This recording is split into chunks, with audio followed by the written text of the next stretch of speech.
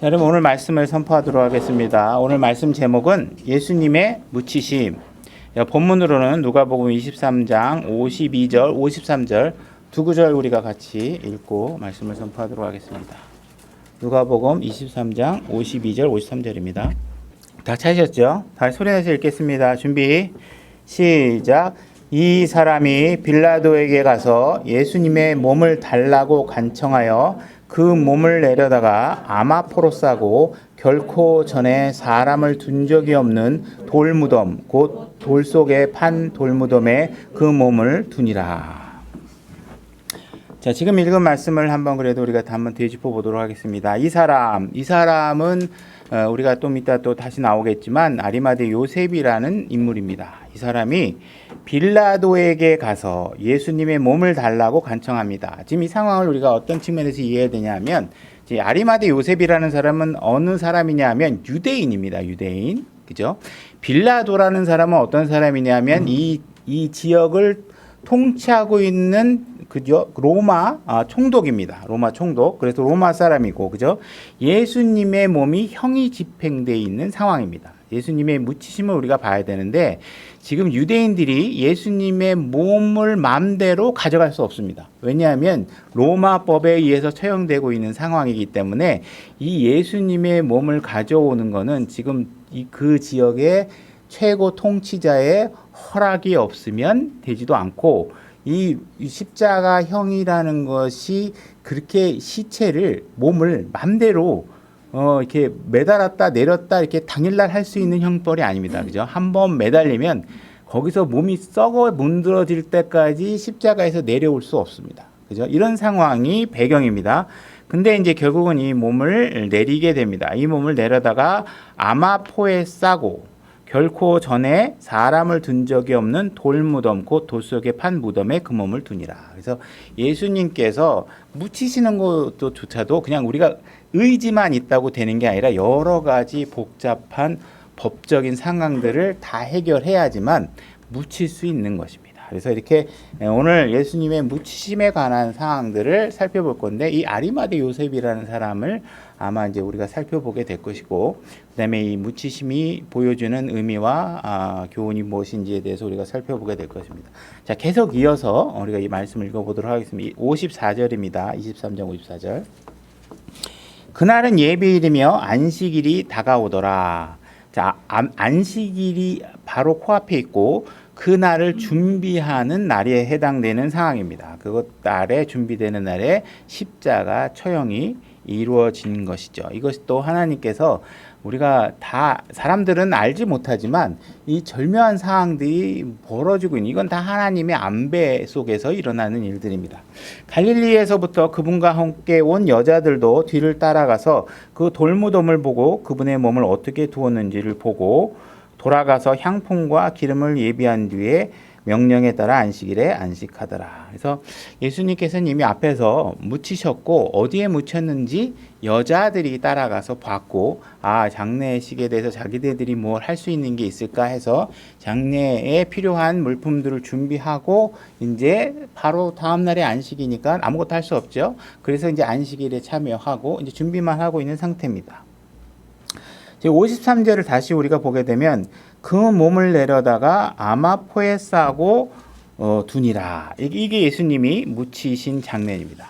우리가 묻히심 그러면 이것은 예수 그리스도의 복음의 한 부분이죠. 그죠? 예수님의 복음이다 하면은 예수님의 십자가의 죽으심과 묻히심과 그죠? 다시 일어나심 이 과정 중에 가운데 해당하는 묻히심에 해당하는 것입니다. 그래서 우리가 언뜻 우리가 성경 구절에 대한 묘사들을 보게 되면 사실 십자가의 죽으시기까지 그리고 부활에 관한 여러 가지 묘사들이 있지만 묻히심 그 장면에 관한 것들은 굉장히 사실 어떻게 보면 그렇게 방대한 기술이 있는 건 아니라서 어떤 면에서 우리가 굉장히 묵상할 것이 별로 없을 것 같다라고 생각이 들기도 하지만 오늘 우리가 말씀을 살펴보면 예수 그리스도의 복음의 내용 중에 가장 하나님께서 공을 들여서 만든 과정이 바로 이 묻히심이라는 사실을 우리가 또 오늘 알게 될 것입니다. 그래서 복음의 아주 결정적인 문제, 그죠? 우리 결정적인 예수님께서 십자가에 묻히실 때 우리의 위치가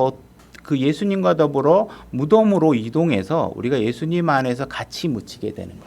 결국은 여러분들의 어떤 구속의 어떤 구원의 과정에서 가장 절정에 해당하고 가장 결정적인 부분이 바로 이 묻히심에 해당한다는 것입니다. 자, 오늘 내용들을 한번 또한 살펴보기 위해서 우리가 다시 시간을 거꾸로 올라가서 갈보리 십자가 사건 쪽으로 우리가 다시 이동을 한번 생각을 해보겠습니다.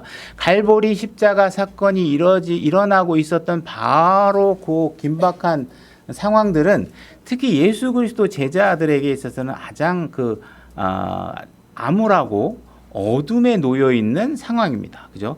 예수님은 십자가로 향하고 있는데 제자들은 다 도망가고 예수님만 남겨놓고 누구도 예수님에 대해서 관심을 두지 않고 관심이 있었겠지만 어쨌든 가까이 가지 못하고 다 도망가 있는 상태예요. 그러니까 제자들은 다 흩어져 있었고 숨어 있었고 오히려 예수님을 아느냐고 물어봤을 때 난 모른다고 부인하고 있었고 이런 상황이 벌어진 상태죠. 그때 예수님께서는 십자가에 홀로 달리시고 숨을 거두시고 우리의 구원 사역을 완성하고 계셨던 것입니다. 예수님이 십자가에 달리셨을 때 예수님을 죽여야 되겠다. 예수님을 제거해야지만 되겠다.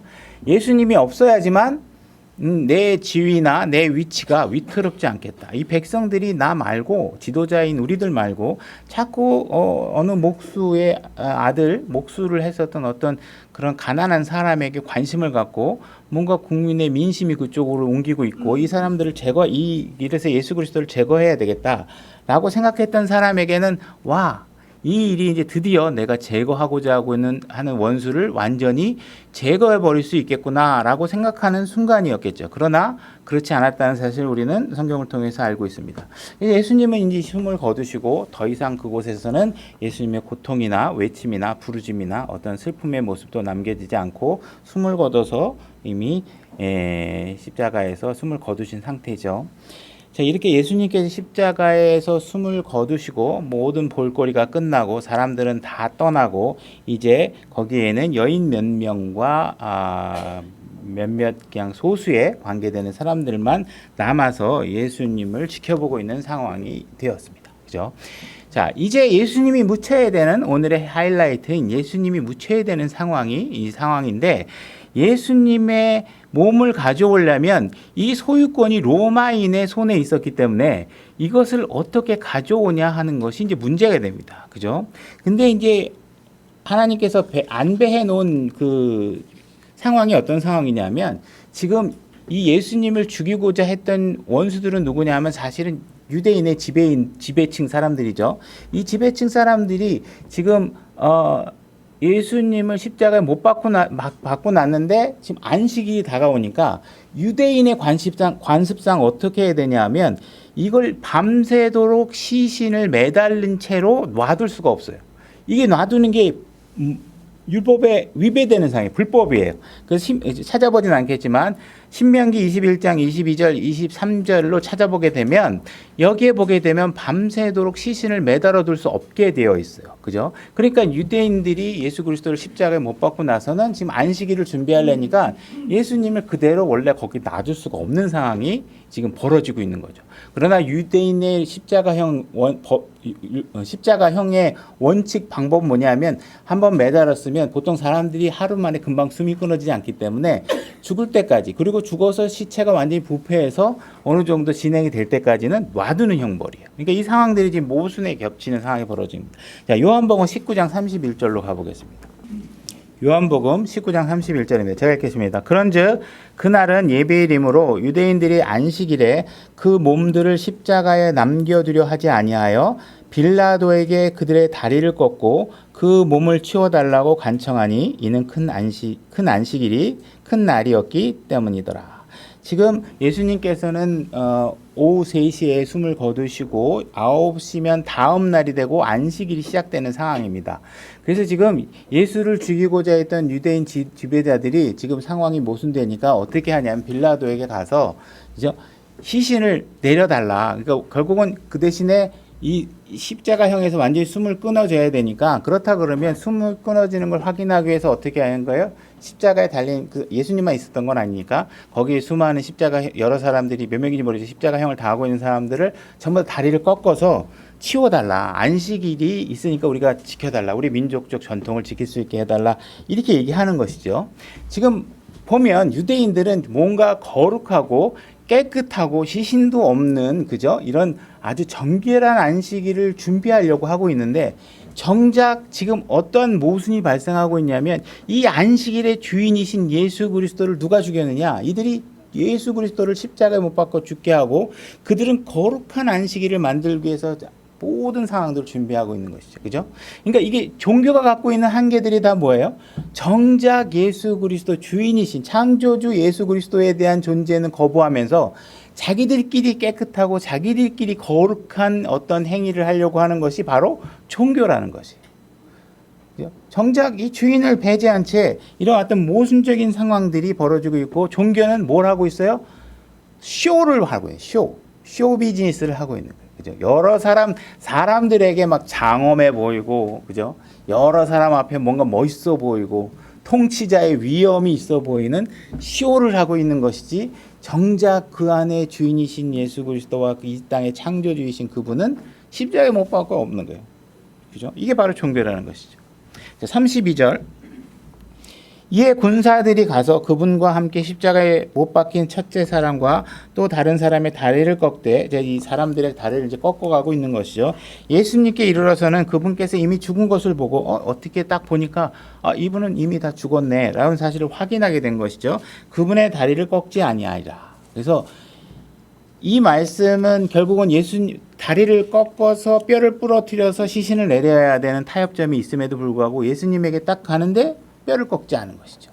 이런 것들이 이 사람들은 성경의 구약의 대언을 성취하기 위해서 그들이 한 게 아니라 그들은 잘 모르지만 그들이 하는 일들이 결국은 하나님의 놓은 프로세스에 의해서 어떻게 되는 거예요? 하나님의 말씀이 성취되는 상황들을 만들고 있다는 것이에요. 그래서 시편의 34편 찾진 않겠습니다. 34편 20절의 내용들의 그분의 뼈를 보존하시겠다고 지키시겠다고 하는 말씀이 성취되고 있는 것이죠. 이거 외에도 출애굽기에 보게 되면 출애굽기 12장 26절을 보게 되면 6월절 어린 양은 항상 뼈 하나 어디라도 손상되면 안 되는 상태로 희생양물로 드려져야 되기 때문에 로마 사람들은 자기네들은 의식하지 않았지만 바로 예수님께서 희생물로 드려지는 과정에서 그분의 말씀이 온전히 합법적으로 성취되는 일이 벌어지고 있었다는 것입니다. 자, 지금 이제 문제는 누가 이 예수님의 시신을 내려서 장사를 지낼 것인가 하는 문제가 남아있죠. 그죠? 로마 사람, 지금 유대인들이 한 건 뭐예요? 그냥 시신을 십자가에 내려서 치우는 거지만 예수님 한 분의 시신을 어떻게 처리할지에 대한 문제를 갖다가 지금 관심이 있는 상황은 아니죠. 로마 사람들에게서 이들이 이 안식일에 관한 문제를 지금 하고 있는 것이니까. 자, 지금 예수님의 몸이 내려져서 장례를 치러야 되는데 정작 예수 그리스도의 시신을 처리한다면 누가 해야 되냐 하면 예수님의 제자들이 사실은 했어야 되는 문제들이죠. 그죠? 근데 제자들은 지금 어떤 상황이에요? 다 흩어져서 다 도망가고 없는 상황이에요. 자, 이때 한 사람이 등장하게 됩니다. 요한복음 19장 38절. 자, 아리마대의 요셉은 예수님의 제자였으나 요한복음 19장 38절입니다. 예수님의 제자였으나 유대인들을 두려워하여 은밀히 따르더라. 지금 아리마대 요셉이라는 사람이 갑자기 등장하는데 이 사람은 예수님의 무치심의 장면이 있기 전에는 한 번도 이름이 언급된 적이 없는 사람이에요. 이분의 예수 그리스도의 장례, 무치심이 끝나고 난 이후에도 한 번도 이 사람의 이름은 존재하지 않습니다. 이분은 예수님의 무치심 과정에서만 딱 드러나는 분이에요. 사람이에요. 그래서 이분이 나타나게 됩니다. 요한복음에서 이제 지금 이 아리마대 요셉에 관해서 얘기하고 있는 것 중에 지금 우리가 무엇을 읽고 있냐면 유대인들을 두려워하며 은밀히 따르던 사람이다. 이렇게 얘기하고 있습니다. 이 일 뒤에 그가 빌라도에게 간청하여 자기가 예수님의 몸을 가져갈 것을 구하매 빌라도가 허락하니라. 그러므로 그가 가서 예수님의 몸을 가져가니라. 자, 이 아리마대 요셉이라는 사람은 예수님을 믿고 따르는 제자였지만 내가 예수 그리스도의 제자라는 사실을 온전하게 드러내서 자기가 무엇을 믿고 있는지, 내가 갖고 있는 생각은 어떤 것인지 이러한 견해를 드러내지 못하고 사는 사람들이에요. 그래서 주변에 있는 사람들도 그가 진짜 예수 그리스도의 제자인가? 이런 것들에 대한 사실을 인지하기 어려운 상황에 놓여 있는 사람이었다는 것입니다. 사실 여러분들이 누군가에게 저 사람은 예수님이 믿는 사람인지 난 전혀 몰랐어 라는 평가를 만약에 받는다면 여러분들이 별로 유쾌한 상황은 아닐 거예요. 그죠? 이 아리마대 요셉이라는 사람이 바로 성경에 그런 평가를 받고 있는 것입니다. 실제로 우리는 자기 자신이 하나님을 믿고 예수 그리스도를 믿고 따르는 사람이라는 사실을 담대하게 드러내지 못하고 사는 사람들이 굉장히 많이 있다라는 거예요. 그죠? 근데 감사한 거는 이런 사람들에게도 예수님을 묻을 수 있는 이 영광스러운 일에 동참할 수 있는 기회가 주어지고 있다는 사실이에요. 놀라운 것이죠. 그죠? 예수님의 몸을 땅에다 묻는 과정에 뜬금없이 여태까지 자기 정체를 드러내지 않던 사람이 나타나서 그분의 묻히심의 영광의 일에 참여하고 있다는 사실이 우리에게 굉장히 놀라운 일로 보여지고 있다는 것입니다. 아까 제가 말씀드린 것처럼 이 시신의 소속은 로마 사람들에게 속해 있는 것이에요. 그래서 지금 민심의 엄청난 이반과 이런 것들에 대한 통치 개념으로 예수 그리스도를 십자가에 못 박혀 죽게 했는데 아리마대 요셉이라는 사람이 가서 예수님의 시신을 달라고 하는 일은 그 지배자의 심기를 건드리는 순간에 어떤 일도 벌어질 수 있냐? 그냥 죽을 수도 있는 거예요. 그죠? 그 당시는 무슨 이런 어떤 민주주의 법이 있었던 게 아니라 감히 네가 지금 뭐 십자가에 못 박아서 지금 죽은 예수 시신을 네가 달라고 그러냐? 기분 나쁘다. 그러면 그냥 아리마대 요셉도 뭐 죽을 수도 있는 상황이에요. 모든 불이익을 감수하고 예수님의 시신을 달라고 요구하고 나서는 사람이 바로 이 아리마대 요셉이라는 사람입니다. 그래서 이 아리마대 요셉에 대해서 이렇게 묘사하고 있고, 그 다음에 요때에 또 한 사람이 등장합니다. 또 한 사람이 등장하는데 누구냐면 요한복음 19장 39절에 보게 되면 또 처음에 예수님께 밤에 왔던 니고데모도 몰약과 알로에에 섞은 것을 100근쯤 가지고 오니라. 자, 니고데모라는 사람은 요한복음 3장에서 예수님을 밤에 몰래 찾아왔다가 예수님에게 거듭나야 된다라는 어떤 경고성 메시지를 받은 사람이에요. 그죠? 그래서 이 거듭나는 게 뭐야? 머리가 띵 해가지고 내가 성경을 진짜 잘 알고 나도 진짜 지도자급의 사람인데 이게 뭔 얘기야? 그리고 뒤돌아서서 고민하고 있다가 사라지고 난 이후에 예수님의 묻히시는 장면에 이 사람이 나타나고 있는 것으로 봤을 때 이 사람은 그 과정 중에 분명히 예수 그리스도의 거듭남에 대한 말들을 이해하게 된 것이죠.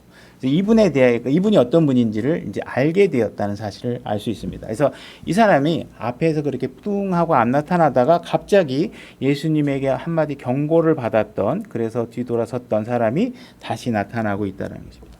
오히려 그 전에는 지금 정말 예수님의 제자라고 했던 사람은, 앞서서 나갔던 사람은 다 사라져서 없고, 정말 여태까지 저런 사람이 예수님의 제자인가?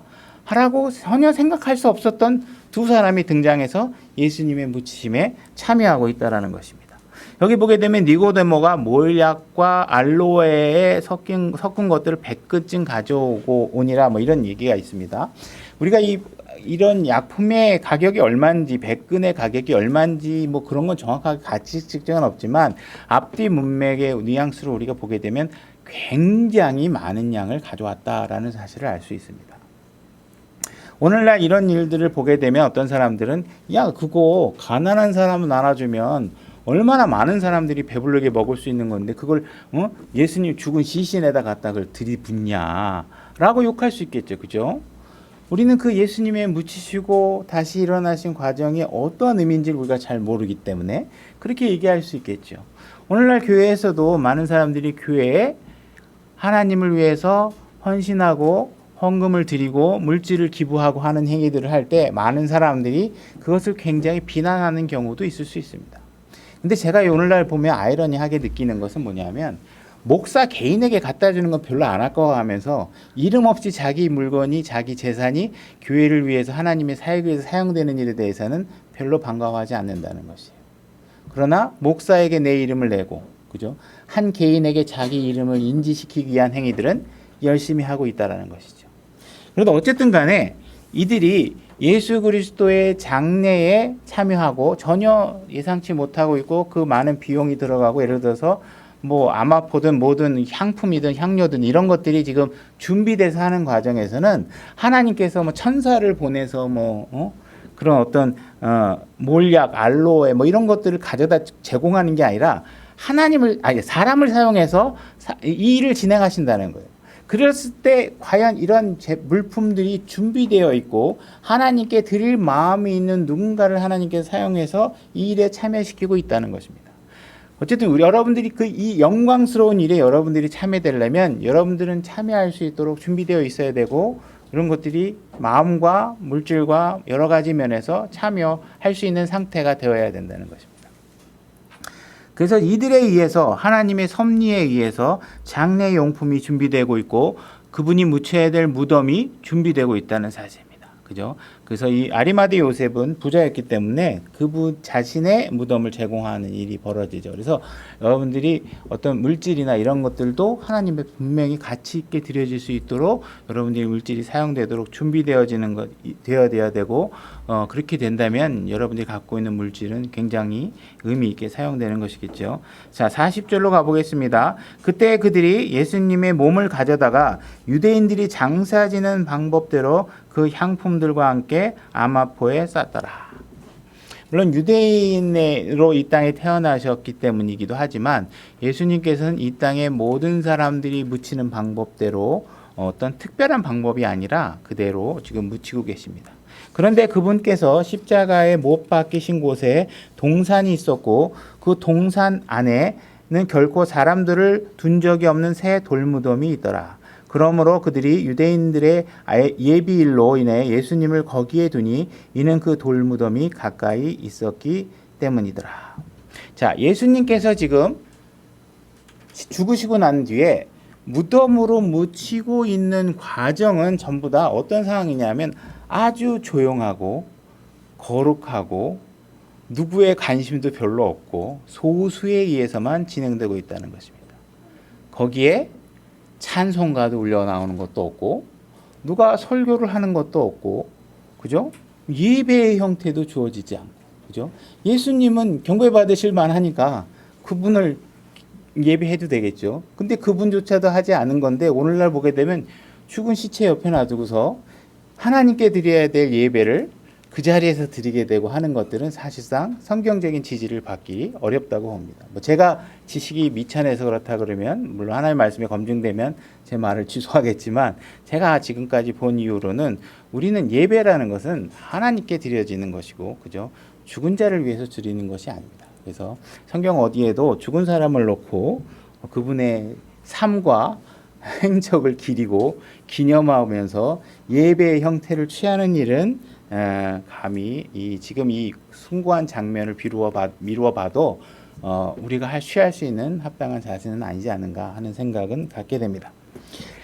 자, 이렇게 지금 겸손하고 숭고한 모습으로 무덤에 묻히고 계시는데 그리고 또 준비된 아리마대 요셉의 돌무덤, 새 무덤, 누군가 부자가 준비한 무덤에 묻히고 있는 것은 구약 성경의 말씀을 성취하고 있는 것인데 이 말씀 한번 찾아보겠습니다. 이사야서 53장 9절입니다.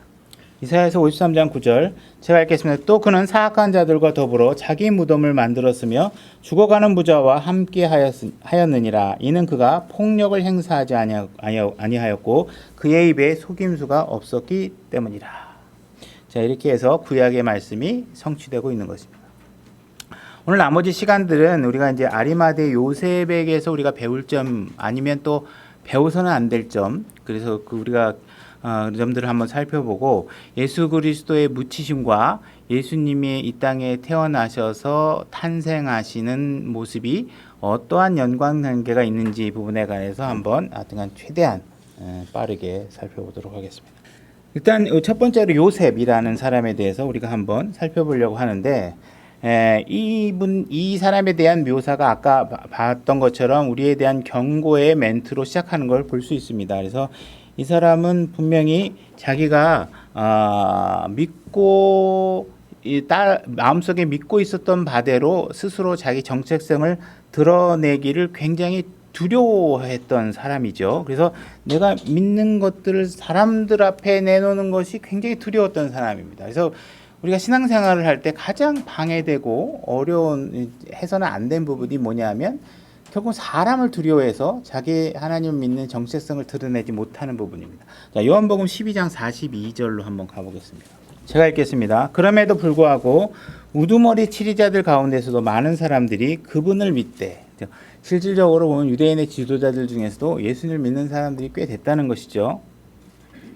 바리새인들로 인해 회당에서 쫓겨날까 봐 염려하여 그분을 시인하지 못하였으니 이는 그들이 사람들의 칭찬을 하나님의 칭찬보다 더 사랑하였기 때문이더라. 그래서 결국은 우리가 이런 사람들을 두려워하는 문제가 여러분들의 신앙생활에 굉장히 잘못된 올가미로 작동이 돼서 발이 묶여서 실제로 해야 될 일을 못하게 되는 경우가 많다라는 것입니다.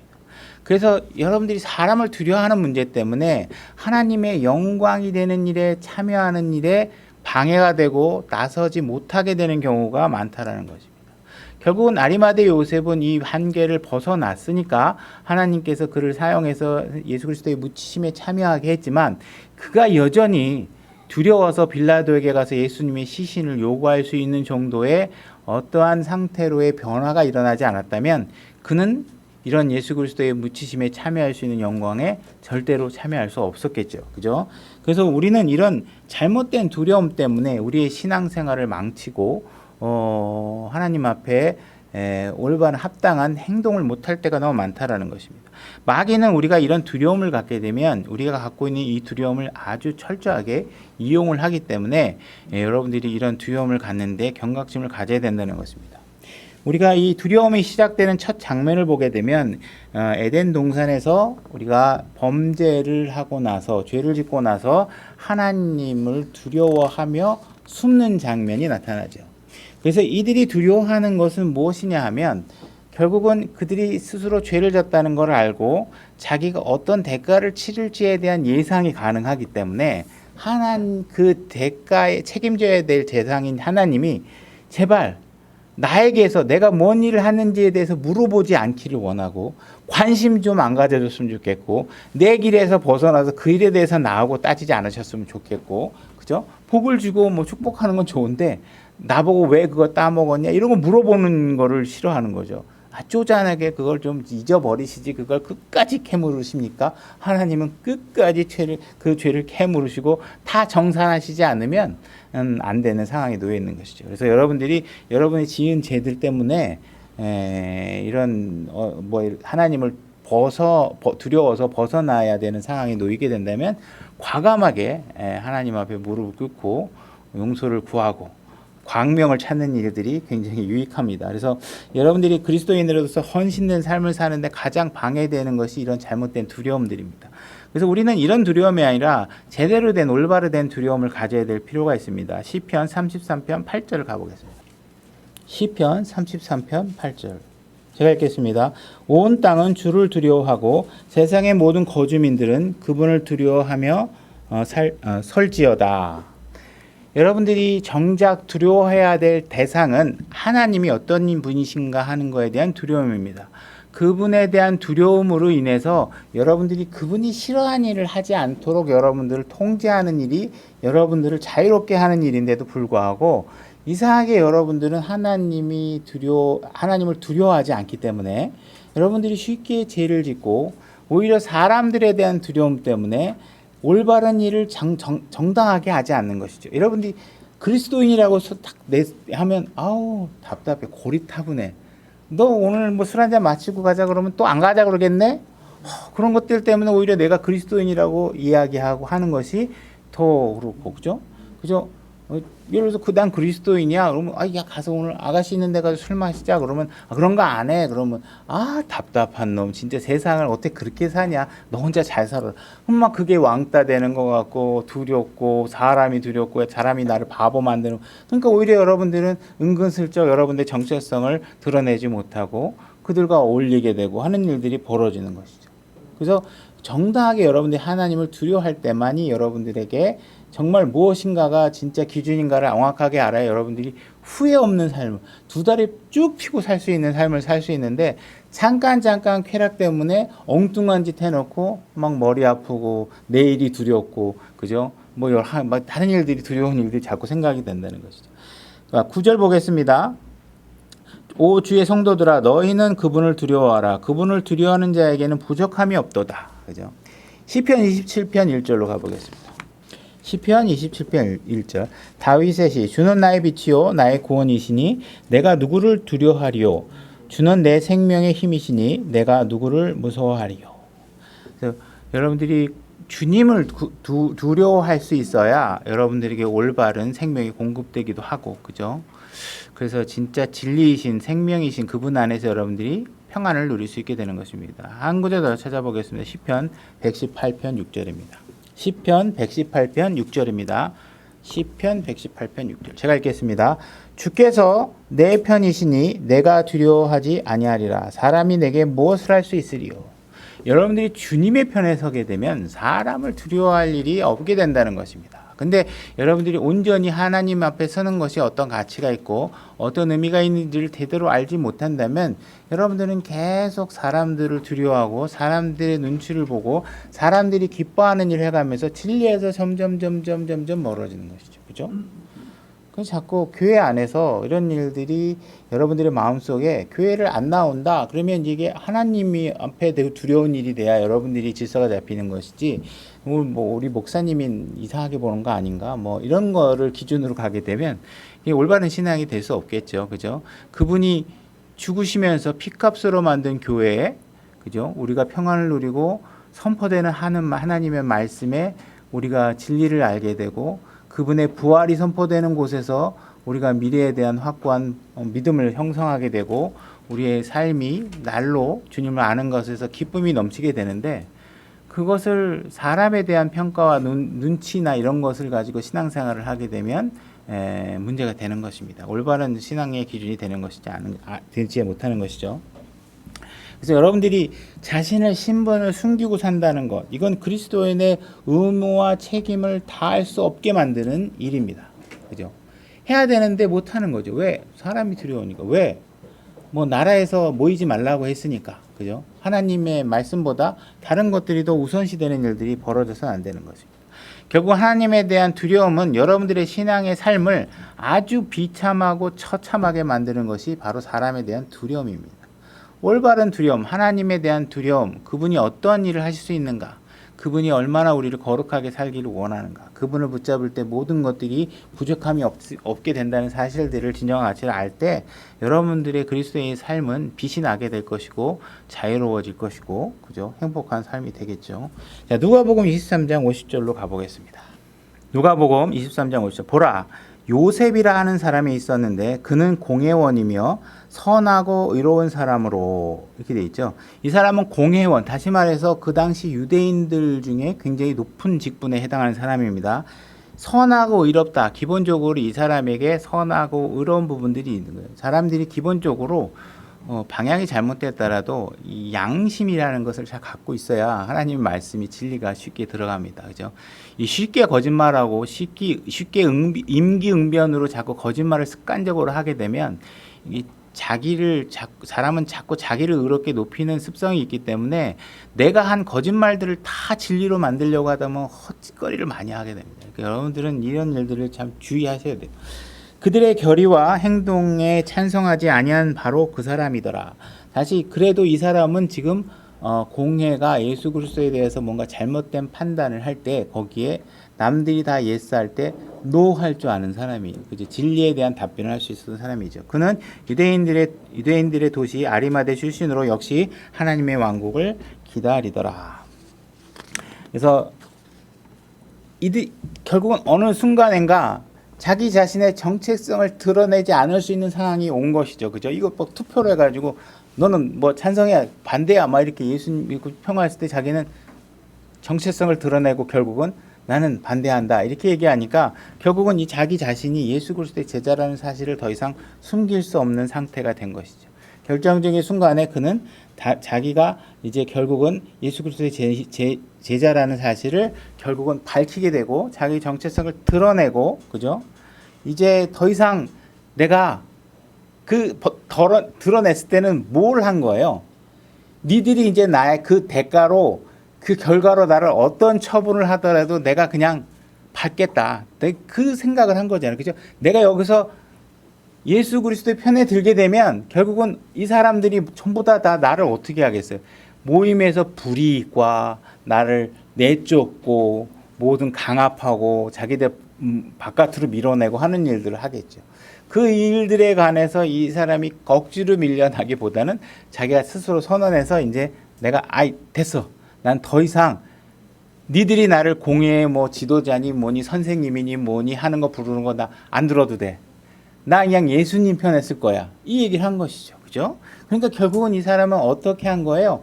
세상에 정해놓은 진영 바깥으로 나오는 것을 스스로 선택한 거예요. 여러분들이 지금까지는 이 밤이 안에서 이걸 놓치기 싫어갖고 자꾸 예수님하고 이것과 선택하면 자꾸 예수님을 포기하고 이걸 선택해 왔잖아요. 그죠?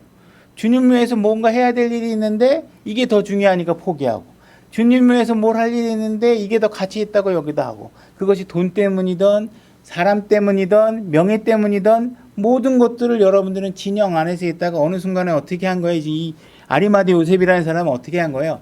다 쓰레기. 내가 다 쓰레기. 그래, 이건 다 아무것도 아니야. 예수님 편에 쓰는 게 진짜야.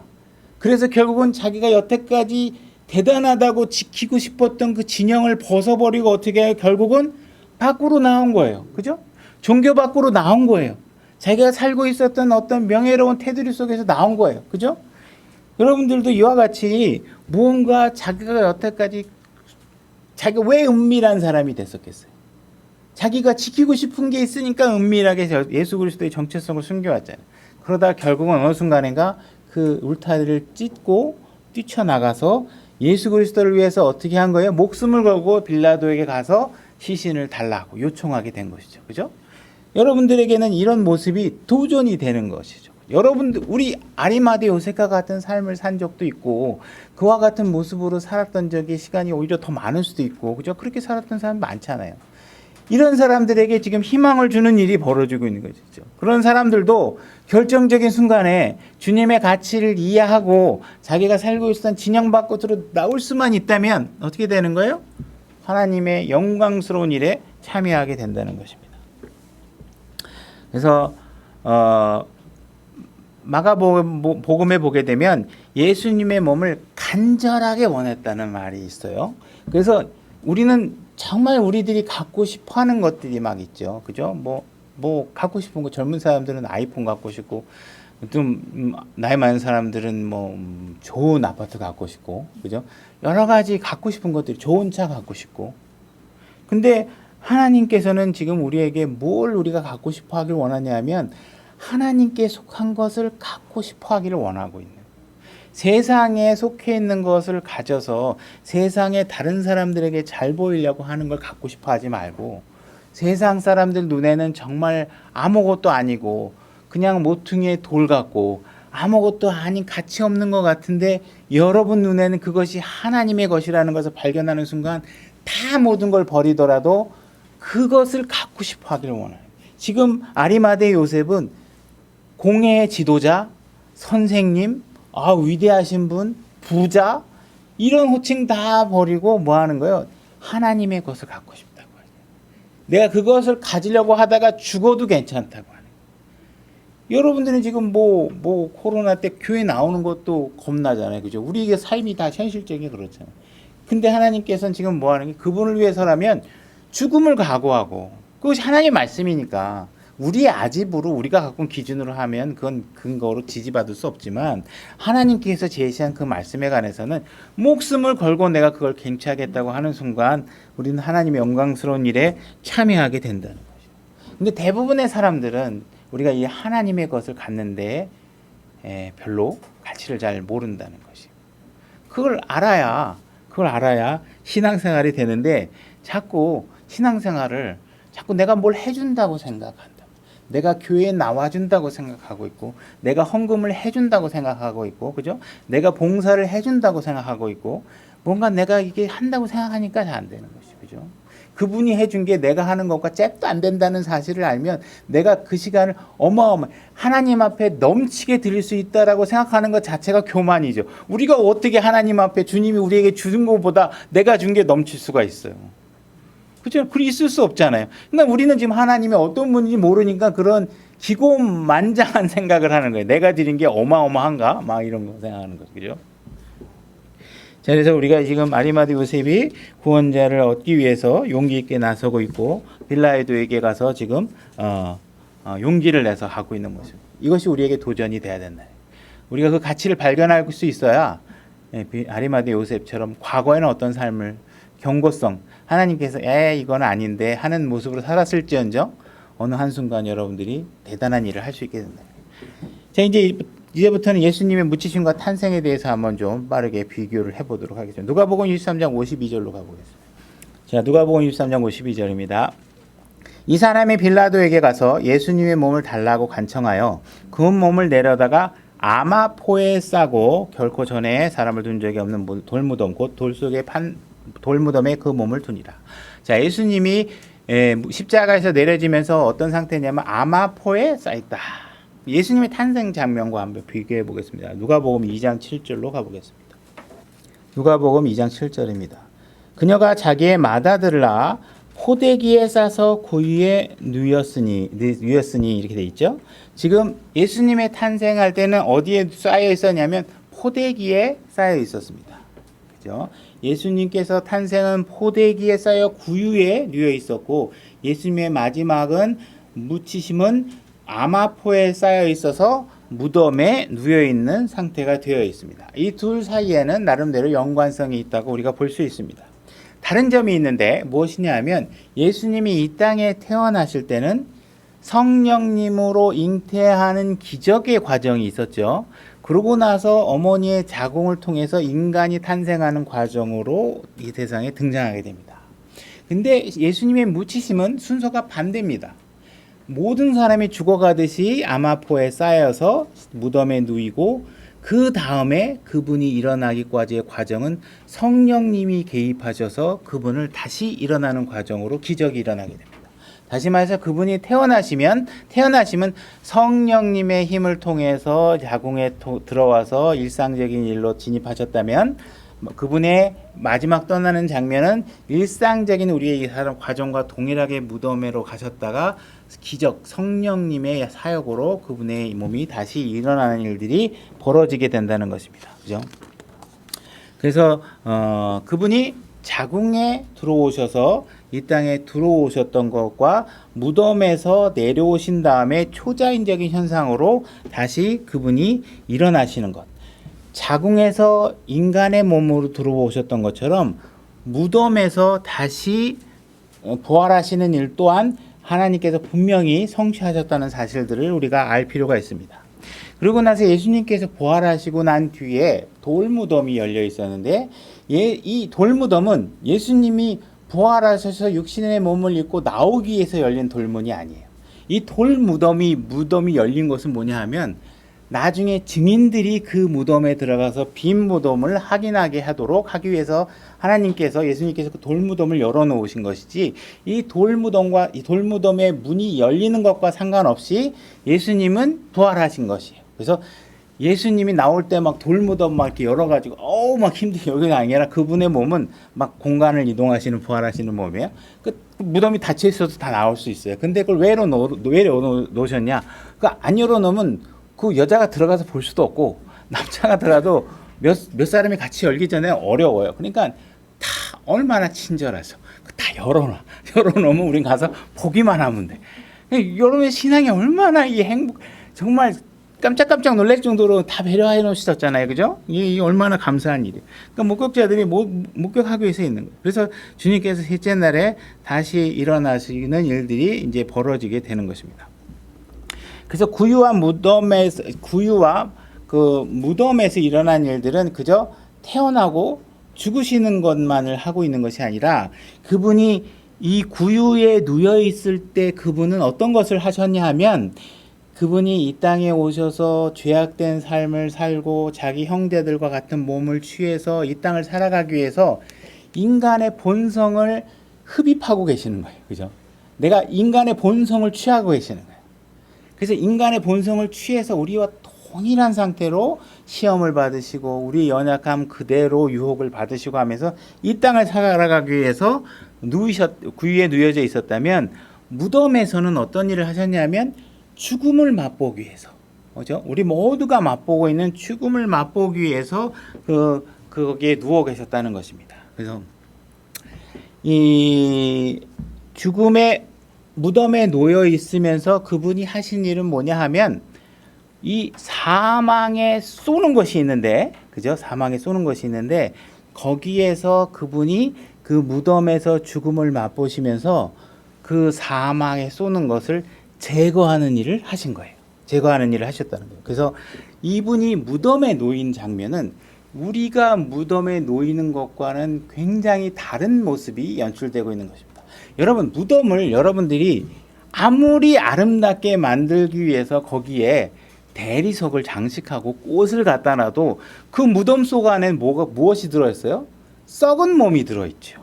근데 인류 역사에 딱 한 번 그 무덤이 너무도 거룩하고 아름답게 만들어졌던 순간이 있었다는 것입니다.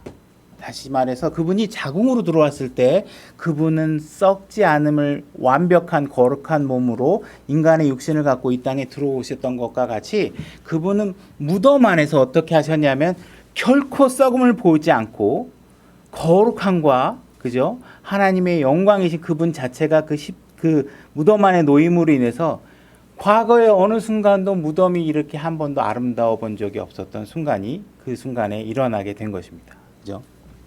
그래서 예수님은 우리를 위해서 죽음을 맛보시고 계신 것입니다.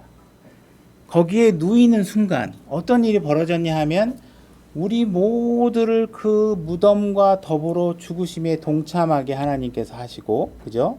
그분이 다시 일어나실 때는 바로 우리가 그분 안에 연합되어 있기 때문에 그분의 부활과 더불어 같이 일어날 수 있는 것들이 형성된 것이죠. 그죠? 그래서 그분은 이 땅에 들어오실 때 거룩하신 인간의 육신으로 들어오셔서 이 땅의 삶을 마지막으로 마치는 무덤의 순간까지도 그분의 거룩함은 계속 유지되어 왔던 것입니다. 그죠?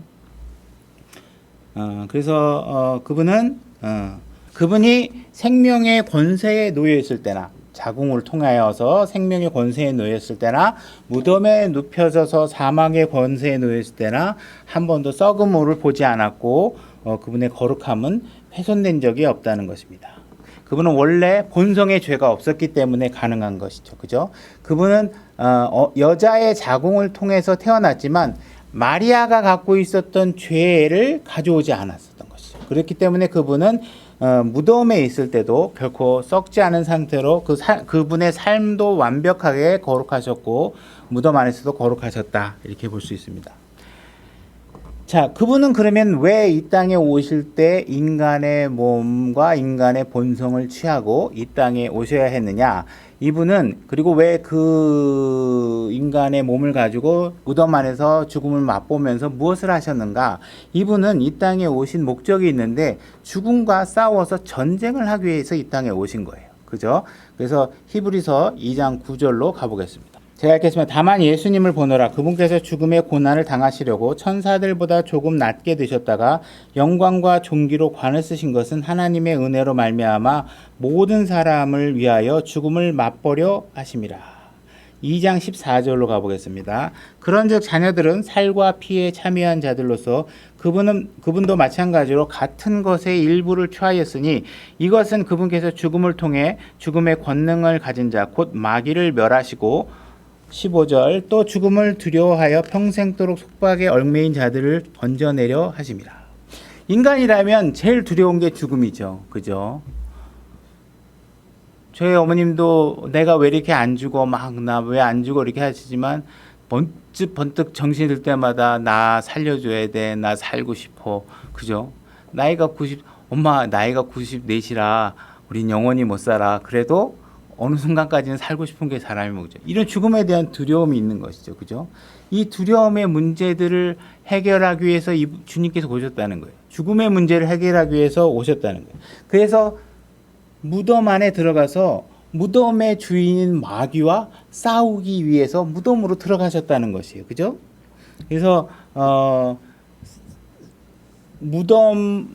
무덤에 들어가, 다시 말해서 마귀의 홈그라운드인 무덤 안에 들어가서 마귀와 싸워서, 그죠? 우리에게 죽음의 문제를 해결해 주기 위해서 그 무덤으로 들어갔다는 것입니다. 그래서 그러면 과연 그분이 과연 무엇을 가지고 거기서 싸우셨는가? 무슨 우리가 생각하듯이 칼과 창과 뭐 이런 무기들을 가지고 싸운 것이 아니라 그분의 무기가 무엇이냐면 우리 몸이라는 거예요. 우리 몸이, 인간의 몸이 바로 무기였다는 거죠. 다시 말해서 예수 그리스도가 성령님의 잉태를 통해서 자궁을 통해서 이 땅의 구유에 놓여 있을 때 예수님에게는 무엇이 준비된 것이냐면 마귀와 싸울 무기가 준비되어 있다는 거죠. 다시 말해서 그분의 몸이 칼이 되어서 무덤에 딱 놓이게 되었다는 것입니다. 그죠? 그래서 마귀는 예수님을 어떻게 해서든지 제거하기 위해서 노력해서 거짓 고소를 하고 거짓 죄를 뒤집어져서 자기의 홈그라운드인 무덤으로 끌어들였지만 예수 그리스도가 그분의 몸이 무기가 되어져서 마귀와 싸워서 이기게 될 것을 아마 마귀는 전혀 생각하지 못했을 것입니다. 결국은 그들은 예수님을 무덤 안으로 끌어들이고 무덤을 봉인해서, 그죠? 육신적으로는 돌무덤을 막아서 어떻게 해서든지 잘못 또 기절한 거면 나오지, 돌무덤에 갇혀서 죽이기라도 하게끔 하기 위해서 나름대로 최대한 방법을 써서 무덤 안에서 가둬서 못 나오게 하려고 했지만 그럴 수 없었다는 것이죠. 그죠? 그래서 예수님께서는 그런 무덤 안에서도 강력하게 승리할 수 있는 일들이 벌어지게 된다는 것입니다. 자, 요한복음 19장 42절로 가보겠습니다. 제가 읽겠습니다. 그런데 그분께서 십자가에 못 박힌 곳에 동산이 있었고 그 동산 안에는 결코 사람을 둔 적이 없는 새 돌무덤이 있었더라. 자, 십자가에 못 박힌 곳에 동산이 있었다. 자, 사망이 처음에 시작된 곳이 어디냐면 동산입니다. 그죠? 그래서 예수님께서는 바로 사망이 시작된 동산에서 사망의 문제를 해결하기 위해서 다시 동산에서 그 사망의 문제를 해결하고 계신다는 것입니다. 그죠? 우리는 동산에서 죄를 짓고 동산에서 쫓겨나게 되죠. 그죠? 사망의 문제가 일어났고, 그리고 다시는 동산 안으로 들어갈 수 없게끔 수많은 검들이 거기서 지키고 있게 되는 상황들이 됩니다. 그죠? 검들이 지키고 있어서 사방팔방으로 칼로 막아놔가지고 더 이상 그쪽으로 다시 돌아갈 수 없게 만드는 것이죠. 그죠? 근데 지금 이 무덤에 바로 그 사망의 문제를 해결할 또 다른 검이 놓여 있게 된다는 것입니다. 바로 인간이신 예수님이 스스로가 그 자체가 바로 검이 되어져서 그것에 놓여 있게 되는 것입니다. 바로 마귀는 자기의 홈그라운드에서 예수 그리스도가 어떤 방법으로 어떻게 승리할지에 대한 감히 상상을 할 수 없었던 것이었습니다. 그래서 전투가 결국은 절정에 다르게 되고 승리하시고 결국은 사흘밤 뒤에 낮밤 뒤에 예수 그리스도는 하나의 용사로서 그 싸움에서 승리를 하시고 일어나시게 되었고 그 무덤은 비어 있게 되어 있습니다. 된 것을 확인하게 됩니다. 전쟁터는 조용해졌고 모든 싸움을 끝나게 된 것입니다. 이제 죽음은 더 이상 마귀에게 속해 있지 않고 이제 예수 그리스도께 속해 있게 된 것입니다. 모든 통제권을 열쇠를 갖고 나오신 것이죠. 사망과 지옥의 열쇠를 예수님께서 가지고 나오시게 됩니다. 자, 이와 같은 일들이 벌어진 것을 우리가 과거와 현재와 미래의 시점으로 한번 나누어서 다시 한번 우리가 적용을 해보도록 하겠는데, 처음에 예수님이 올 때도 요셉이 등장하고 있고 예수님이 마지막에 떠나실 때도 요셉이 등장하고 있다는 것은 나름대로 의미가 있어 보입니다. 그래서 그분은 처음에도 구유에 누워 있었고 마지막에도 무덤에 누워 있게 됩니다. 그죠? 우리가 예수님께서 자궁에서 나오신 것도 확실하고 역사적 삶을 살았던 것도 확실하다면 무덤에서 그분이 죄의 문제, 죽음의 문제, 지옥의 문제들을 해결하고 나오신 것 또한 확실하다는 믿음을 우리가 그곳에 두어야 됩니다. 2000년 전에 일어났던 그 사건에 우리의 믿음이 온전히 그곳에 머물지 않는다면 우리의 신앙의 삶에 가장 기본이 되는 기초가 무너지게 될 것입니다. 그래서 그 무덤이 비어져 있었다라는 사실은 어떤 의미냐? 예수 그리스도가 희생물로 드려졌는데 그분이 하나님께 합당해서 받아들여졌기 때문에 그 무덤이 비어져 있을 수 있게 된 것이죠. 그죠? 그래서 그분이 희생물로 온전히 하나님께 받아들여졌기 때문에 우리의 모든 구원의 문제가 해결된 것입니다. 예수님께서는 침례의 장면에서도 그렇고 변화산 사건에서도 계속 등장하셔서 이는 내 사랑하는 아들이라고 굉장히 주장하시고 그분 일에 관심을 많이 보이셨지만 그분이 무덤에 들어가는 그 과정에서는 하나님은 어떠한 말도 언급하지 않고 계십니다. 그렇게 하신 것은 관심이 없어서가 아니라 그분께서 무덤에 들어가셔서 결국 승리하고 나오실 그 기간까지를 기다리고 계셨던 것입니다. 그래서 그분이 나중에 승리하고 나온 뒤에 하나님께서 이렇게 선포하십니다. 로마서 1장 4절로 가보겠습니다. 로마서 1장 4절입니다. 제가 읽겠습니다. 거룩함의 영으로는 죽은 자들로부터 부활하심으로써 하나님의 아들로 권능 있게 밝히 드러나셨느니라. 자, 그분의 부활하심. 바로 우리가 그분이 죽으시고 묻히시고 부활하시고 이곳에 우리가 모든 믿음을 두어야만 한다는 것입니다. 이 모든 과정은 예수님께서 다 완성하신 일들입니다.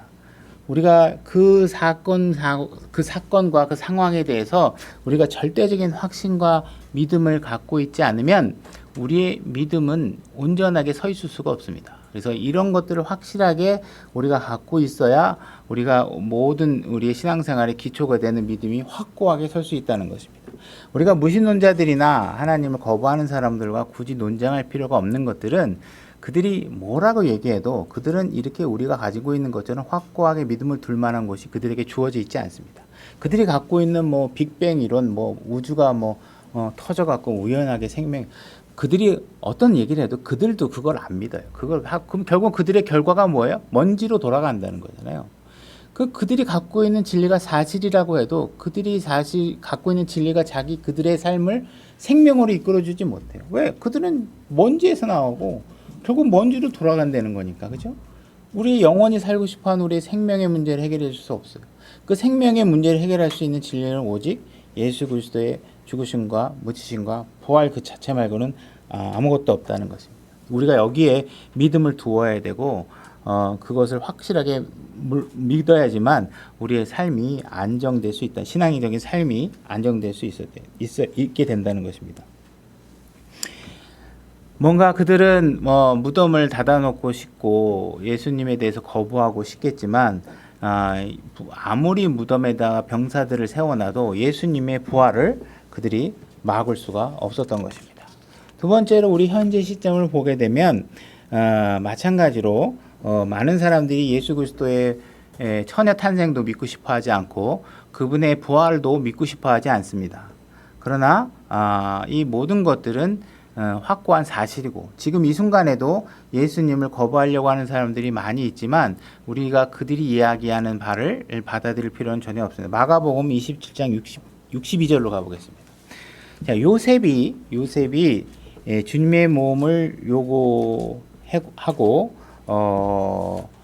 그들에게 빌라도가 다른 사람들에게 어떤 지시를 하는데 어떤 지시를 하는지 한번 보겠습니다. 마태복음 27장 62절입니다.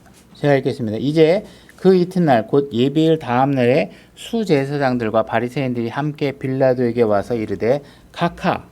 자, 바리새인 유대인들이 예수 그리스도를 향해서 뭐라고 얘기하는지 보십시오. 각하. 저 속이는 자가 아직 살아있을 때 말하기를. 자, 예수 그리스도를 속이는 자라고 얘기하고 있다는 사실을 우리가 진짜 제대로 이 사건의 내용을 알고 있는 사람 입장에서 볼 때 정말 처참한 표현이고 정말 불쌍해 보이기도 하고 긍휼이 있어야 될 것 같은 생각이 드는 표현들입니다. 속이는 자가 다시 살아있을 때 말하기를 내가 사흘 뒤에 다시 일어나리라 한 것을 우리가 기억하노니 그러므로 명령하사 그 돌무덤을 셋째 날까지 굳게 지키게 하소서. 그의 제자들이 밤에 와서 그를 훔쳐가고 그 백성에게 이르되 그분께서 죽은 자들로부터 일어나셨다 하면 마지막 잘못이 처음 것보다 더 나쁠까 하나이다 하매 빌라도가 그들에게 이르되 너희에게 파수꾼이 있으니 너희 길로 가서 너희가 할 수 있는 대로 그것을 굳게 지키라. 너희들이 할 수 있는 최선을 다해서 예수 그리스도가 다시 살아나오지 못하게 그런 잘못된 소문이 퍼지지 않게 무덤을 확실하게 지켜라. 그죠? 오늘날에도 많은 신학자들과 많은 똑똑하다고 하는 사람들이 예수 그리스도는 부활하지 않았다는 사실을 강력하게 주장하고 싶어서 그들이 할 수 있는 한 최선을 다해서 여러분들을 속이고 있습니다. 그죠? 자, 이에 그들이 가서 그 돌을 봉인하고 파수꾼을 세워 본무덤을 굳게 지키니라. 이들이 할 수 있는 한 최선을 다했지만 예수님의 부활을 막을 수 있었을까요? 우리는 잘 알고 있다시피 절대로 예수님의 부활을 막을 수 없습니다. 오늘날도 마찬가지입니다. 많은 사람들이 예수님이 잠시 기절했었다, 등등, 예수님은 죽지 않았다, 이런 식의 여러 가지 이야기를 주장하지만 결코 예수 그리스도의 부활을 우리가 멈추게 할 수 없다는 사실입니다. 여러분들이 이런 부활의 사실을 믿고 있다면 여러분들은 그 부활의 메시지를 전파할 수밖에 없습니다. 여러분들은 말씀으로 사는 사람입니다. 여러분들이 하나님의 말씀을 믿고 있다면 여러분들의 입에서 하나님의 말씀이 떠날 수 없고 그 말씀을 퍼나를 수밖에 없는 것입니다. 그것이 여러분들이 살아계신 하나님을 지금도 살아계시게 만드는 방법 중에 하나인 것입니다. 그죠? 여러분들이 머릿속에 있고 아무것도 안 하고 그러면 아무 의미가 없는 것이죠. 많은 사람들이 성경이 배포되는 것을 방해하고 있고 하나님의 말씀의 권위를 무너뜨리기 위해서 자꾸 성경의 흠을 잡고 있고 그렇게 하지만 이런 일들은 결코 살아계신 하나님의 존재를, 예수 그리스도의 존재를 결코 막을 수 없다라는 사실을 우리가 알아야 됩니다. 우리가 이런 것들을 제대로 알고 있다면 우리의 미래에 대해서 우리가 한번 짚어볼 게 있다라는 것입니다. 우리가 미래에 정말 어떤 일이 어떤 식으로 벌어질지 우리는 잘 알 수 없습니다. 그렇죠? 이 땅에 일어나는 일도 하나님께서 우리가 설명해도 잘 이해하지 못할 거를 걱정하고 있는데, 그죠? 영원한 세상, 우리의 지금의 이런 차원의 문제를 떠나는 공간 속에서 일어나고 있는 영혼의 문제를 우리에게 다 설명해 준다고 알 수 없기 때문에 성경에 그런 일들에 대해서 정확하게 설명해 놓지는 않았습니다. 그렇죠? 그래서 우리의 미래에 대해서 어떤 일이 벌어질지는 우리가 알 수 없습니다. 그러나 우리가 확실하게 알고 있는 것은 우리가 주님과 함께 묻혔고 그분과 함께 다시 살아났다는 것입니다. 로마서 6장 4절로 가보겠습니다. 로마서 6장 4절입니다. 제가 읽겠습니다. 그러므로 우리가 죽음 안으로 침례를 받아 그분과 함께 묻혔냐니 이것은 그리스도께서 아버지의 영광을 힘입어 죽은 자들로부터 일으켜진 것과 같이 우리도 생명의 새로움 속에서 걷게 하려 하심이라. 자, 예수님께서 죽으시고 묻히시고 부활하신 것을 여러분들이 복음으로 믿었을 때 여러분들은 새롭게 태어나는 것을 여러분 각자가 경험하셨습니다. 그래서 여러분들이 이러한 부활의 체험을 분명히 하셨고 여러분들은 이 부활의 증인으로서 다른 사람들에게 부활의 메시지와 그분의 살아계심을 증언할 수 있게 된 것입니다. 그죠? 그러나 우리에게 또 한 가지 남아있는 부활이 있습니다. 여러분들은 지금도 죽으면 무덤에 가실 수밖에 없습니다. 그죠? 그분이 여러분들의 삶이 끝나기 전에 우리를 공중으로 불러주기 전까지는 우리는 무덤으로 들어갈 수밖에 없겠죠. 그죠? 그러나 우리에게 주님께서 과거의 모든 것들을 입증하셨던 것처럼 우리의 무덤을 정복하신 그 능력으로 우리를 새로운 몸으로, 그죠? 영광스러운 몸으로 바꿔주실 그분이 오실 것을 우리가 기다리게 됩니다. 그죠? 예수님께서는 이 땅에 오셔서 33년 반이라는 아주 짧은 시간을 살다 가셨지만 그 짧은 시간 동안에 우리가 그분과 영원히 살 수 있는 길을 만들어 놓고 가셨습니다. 그래서 우리는 그분이 구유에 놓여서 이 땅에, 포대기에 놓여서 이 땅에 들어오신 것과 마찬가지로 무덤에서 놀라운 일들을 행해놓고 그분은 하늘로 올라가셨습니다. 그래서 언젠가 우리는 무덤에 들어가게 될 것입니다. 그러나 그 무덤에서조차 우리는 하나님의 돌보심으로 사랑스럽고 충실한 하나님의 보살핌 속에서 무덤에 누이게 될 것이라는 확실한 소망을 가지시기 바랍니다. 오늘 말씀 여기까지 하겠습니다.